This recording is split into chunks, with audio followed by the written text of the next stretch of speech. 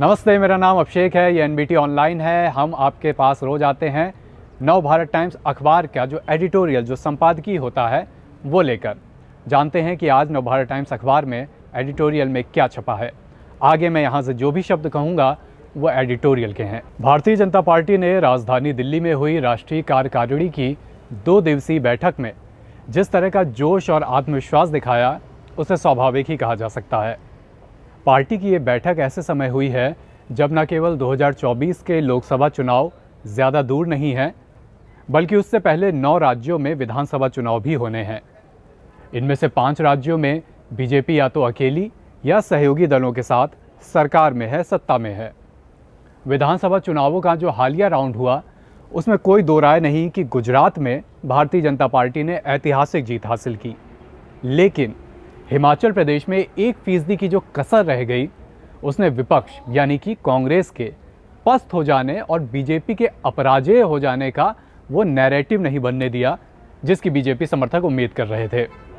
ऐसे में अब और ज़रूरी हो गया है कि उस कसर की भरपाई पार्टी नेतृत्व कार्यकर्ताओं के जोश और उनके मनोबल को कई गुना बढ़ाकर करे। आश्चर्य नहीं है कि पार्टी अध्यक्ष जेपी नड्डा ने कार्यकर्ताओं से ये सुनिश्चित करने का आह्वान किया है कि 2023-24 में पार्टी एक भी चुनाव ना हारे।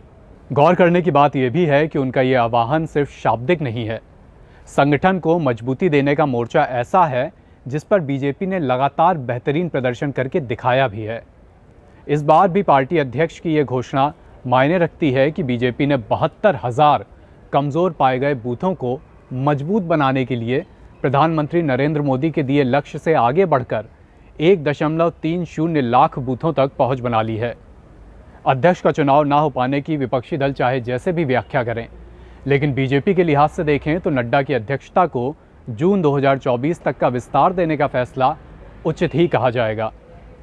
जो चुनावी चुनौतियां पार्टी के सामने हैं, उनके मद्देनज़र फिलहाल निरंतरता की ज़रूरत है।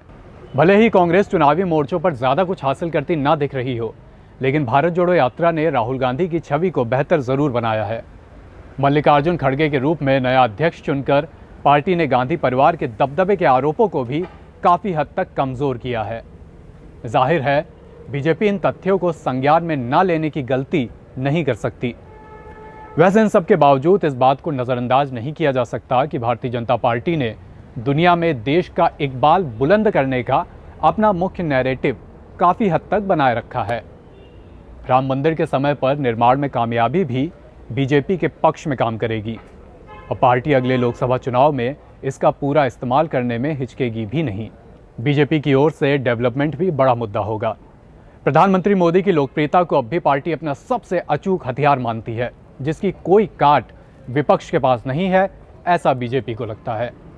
आने वाले 1-1.5 वर्ष इन सब की असली परीक्षा होने वाली है।